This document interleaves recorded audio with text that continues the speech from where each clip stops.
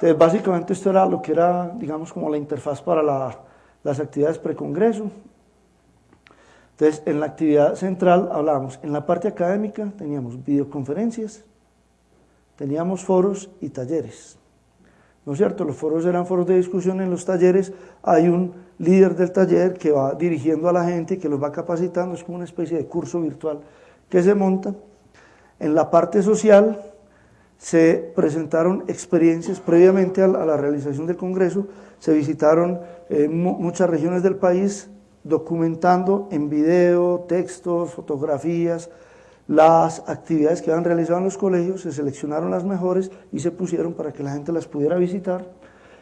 Teníamos la cafetería que les mencionaba, y en la producción de contenido teníamos la construcción colaborativa de un wiki sobre proyectos colaborativos y teníamos foros temáticos. Bueno, entonces, ¿cuál fue el problema que tuvimos? El problema que tuvimos fue muy sencillo. Fíjense que el Congreso empezaba el 23 de febrero.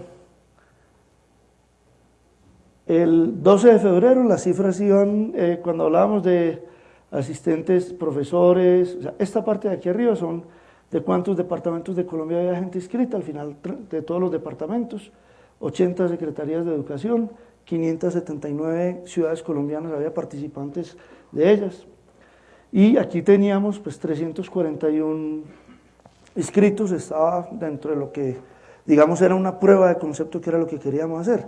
Sin embargo, el 23 que empezó íbamos en 5.079, eso fue un lunes. El viernes anterior iban en 4.000 inscritos. Me llamaron del ministerio y me dijeron, bueno, cerramos inscripciones, y yo les dije, o sea, cierran inscripciones ya y de todas maneras estamos embalados. O sea, estamos esperando 700 y tenemos 4.000, entonces nosotros nos vamos a tener que sentar todo el fin de semana a ver qué cambios hacemos en una plataforma que no fue diseñada para ser escalada, ¿sí? Y cómo hacemos para manejar eso. Y finalmente pues, logramos organizar las cosas y al final el Congreso terminó con 8.142 participantes. Cuando uno mira la distribución, esta es la distribución de países, número de representantes por país, Bolivia hubo 3, Canadá 2, Portugal hubo 4, etc. De Argentina hubo 50 personas, de México 34, Ecuador 30, o sea, resultó que una prueba de concepto se transformó en un escenario oficial del ministerio con aproximadamente 10 veces la cantidad, bueno, más de 10 veces la cantidad de usuarios que estimábamos inicialmente y una actividad abierta a nivel internacional. Entonces aquí, por ejemplo, la participación en términos de comentarios de la gente, talleres, hubo más de 1.000 participantes en la wiki, se crearon 27 grupos de trabajo, los edublogs tuvieron 440 participantes, se documentaron 131 participantes, trabajaron en documentación de experiencias, etc. Entonces, bueno, y además de eso, el Congreso iba acompañado de presencia en Facebook, ¿no es cierto? Había un seguimiento en Facebook y había una bloguera que se encargaba de publicar todos los días las actividades asociadas con el Congreso. Bueno, entonces, ¿qué fue lo primero que, cuando se empezó a trabajar el proceso, había una cosa que nosotros teníamos claro, y era que incluso con 700 usuarios el video era un problema, ¿sí? Entonces, para el video lo que hicimos fue buscar un proveedor que nos manejara el ancho de banda. Nosotros estábamos decididos a no reinventar la rueda, o sea, lo que estábamos haciendo era integrar aplicaciones. No nos interesaba crear aplicaciones de redes sociales, no nos interesaba crear aplicaciones de aulas virtuales, no nos interesaba crear aplicaciones de wiki, sino cómo poner todo eso a conversar, de tal manera que estuviéramos utilizando lo mejor o una tecnología muy buena en cada uno de esos aspectos y que se integrara para funcionar adecuadamente. Había una restricción, obviamente, y era que los usuarios debían percibir un ambiente único.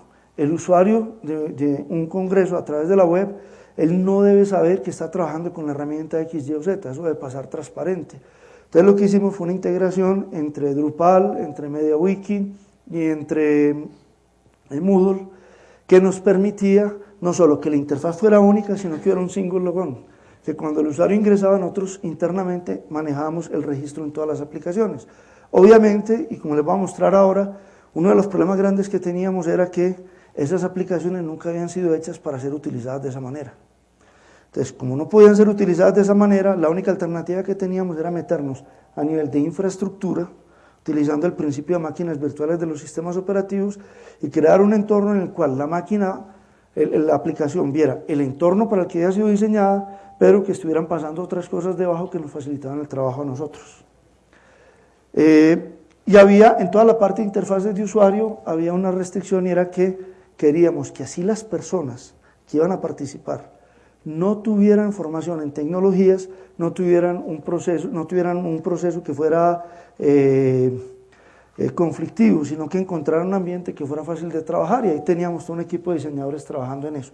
Entonces teníamos dos problemas fuertes: el ancho de banda y la disponibilidad, ¿sí? El ancho de banda por una razón muy sencilla, porque para el manejo de video, si nosotros vamos a manejar videoconferencia y toda la gente va a entrar de manera simultánea, pues teníamos que tener una salida de internet de muy alta calidad, de un ancho de banda muy grande para poder manejar eso. Y ahí lo que hicimos fue apoyarnos en un proveedor que ofrecía servicios a través de la nube de Amazon, que en su momento se llamaba Mogulus y creo que ahora es, ya no me acuerdo, ellos cambiaron el nombre, pero es una empresa que ofrece ese servicio, donde ellos tenían la capacidad de transmitir, que eso solo se puede con Cloud Computing, hasta a 80.000 usuarios de manera simultánea, video de alta definición. ¿Sí? Sin embargo, la decisión que nosotros tomamos fue muy sencilla: vamos a trabajar con video de baja definición, resoluciones bajas, por dos razones. La primera, las conexiones que tiene Colombia hacia el exterior no daban para traer video de alta definición para muchos usuarios de manera simultánea. Las conexiones nuestras no son buenas, eso hay que trabajarlo. El segundo punto era que teníamos muchos usuarios en zonas rurales, donde las velocidades a las que se llega son del orden de 512K.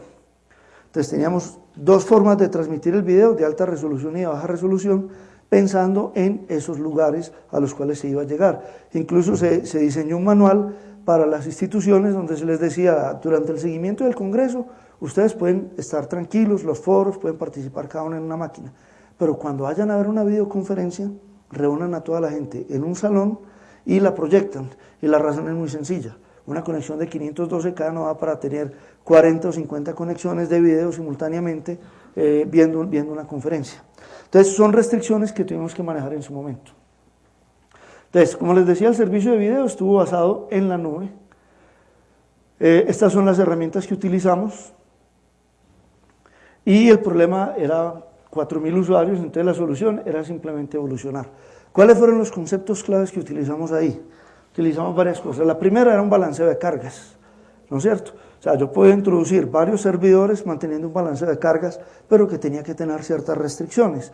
¿Por qué? Porque aquí aparece una cosa que era particular. Como el Congreso involucra creación de contenidos, yo necesitaba que cuando una persona publicara un contenido, el contenido él lo viera inmediatamente. Si él publicaba el contenido y el balanceador de carga lo tiraba a otro servidor, no veía el contenido que había publicado mientras se producía la sincronización y hacía que el usuario se despistara. Eso es una característica particular de este congreso en el cual había producción de contenido por parte de los participantes, ¿no es cierto? Y cuando hablo de producción de contenido, hablo de que podían subir videos, podían subir fotos, podían poner comentarios, documentos, muchas cosas de ese estilo. Había el problema de preservar sesiones, y ahí tocó codificar algo y tocó utilizar infraestructura de NFS y eso, para preservar la sesión cuando la persona por alguna razón se moviera de un servidor a otro. Una cosa era garantizar que la sesión se conservaba y otra cosa era cómo hacíamos para sincronizar los contenidos de los servidores, porque como lo digo acá, tuvimos que sincronizar los servidores porque esas herramientas no estaban hechas para ser escaladas de esa manera. Entonces, muchos de los contenidos lo publicaban en el file system local, ¿sí? No los publicaban a través, no los almacenaban en una base de datos. Y utilizar las propiedades de HTML, donde digamos que es lo que trabajamos toda la parte de servicio, la trabajamos en arquitecturas basadas en REST. Entonces, lo primero era, bueno, vamos a tener servidores, aquí el esquema de la base de datos, aquí con MySQL tuvimos un problema gigantesco. Y es que resulta que cuando uno monta, pues estoy hablando del año pasado, pero el rendimiento del servidor de MySQL en una estructura de clúster es inferior que el del rendimiento solo, del servidor solo. Entonces tuvimos que pasar finalmente después a un esquema de clientes, de maestro-esclavo, porque el rendimiento del servidor se caía por completo.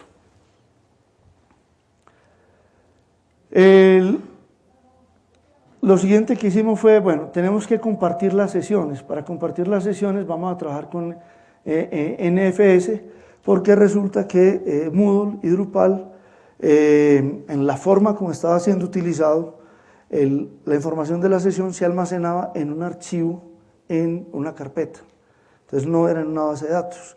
Entonces simplemente lo que hacíamos era compartir a través de NFS la información asociada con esa información.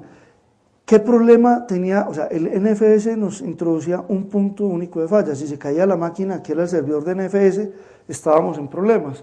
Entonces lo que hicimos fue, como les digo, estábamos haciendo balance, estábamos balanceando las cosas. Entonces lo que decidimos fue, en las máquinas se crearon unos scripts de tal manera que si se caía el servidor, entonces otra máquina se subía como servidor con intervención manual. Teníamos que tener una persona ahí, pero era la única alternativa que teníamos en ese momento.